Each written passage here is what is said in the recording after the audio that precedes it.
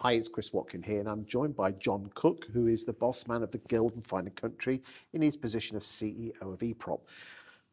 Jon, talk to me about the consolidation of the estate agency and letting agency industry in the 2020s. Talk to me.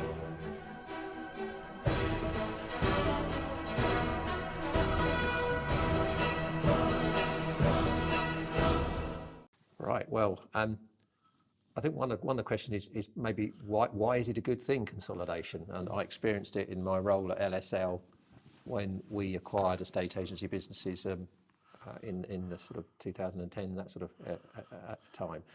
Why is it a good thing? Well, if you're an entrepreneur and you can see a route to exit, you're going to invest in your business. It's as simple as that.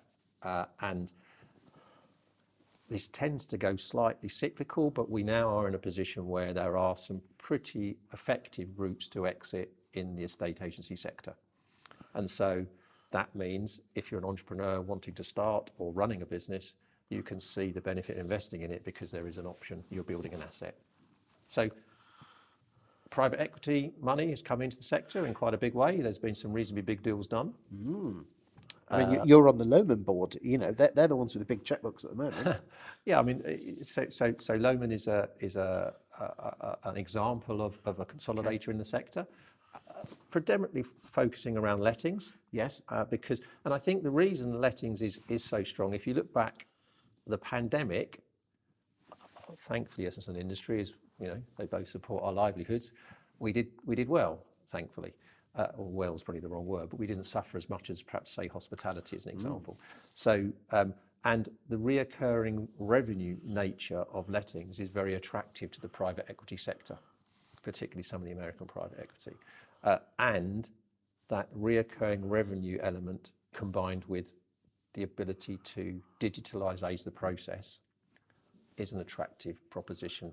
And you can only really do that by being part of a network where they're supplying you the information or but with scale. And so scale brings the ability to invest in those sorts of things. So I think it's good for, consolidation is good for everybody, because if you're a one-man band, you can see a route to exit. And if you're a big regional business, you can see a route to maybe making your business bigger and consolidating at some stage. Do you think there's some consolidation in the estate agency industry? Because if you actually talk to all the people, you're hardly buying any, you're not paying that much for your estate agency part of the business. It's more the lettings. Lettings clearly is the main drive. You've got Leaders Romans Group acquiring predominantly lettings businesses, or certainly lettings, sort of 50-50 lettings and sales. I think if you went back a couple of years, it would have just been purely lettings. So we are seeing examples of businesses with sales, big chunks of their revenue on sales actually selling as well. But firms like Lomond, you know, they do tend to prefer little mini chains, or will they buy individual offices? They'll buy. So if you look at the wider strategy around acquisition, clearly this industry is very revolved around people and leaders, and businesses that acquire are very aware that they need to make sure they don't say goodbye to quality people and not have that leadership. So it depends on the different situations as to whether business leaders can go or stay, depending on if there are other leaders who can run. So a lot of it's about leadership. I mean, I talk a lot to Leaders Romans, and pardon the pun, but you know, they have a fine balance between homogenise. You know, you've got to bring everyone under one brand, yet at the same time still retain that local little spark, which you certainly did at LSL, didn't LSLI? Yes, I mean, we retain brands, and it's slightly easier. Should you decide to, easy is probably the wrong word, but it's there's less risk attached to rebranding a lettings business than there is a sales business. Yes. Because lettings is reoccurring revenue, and as long as you're offering the consumer the right service, then the brand is not as important, I think.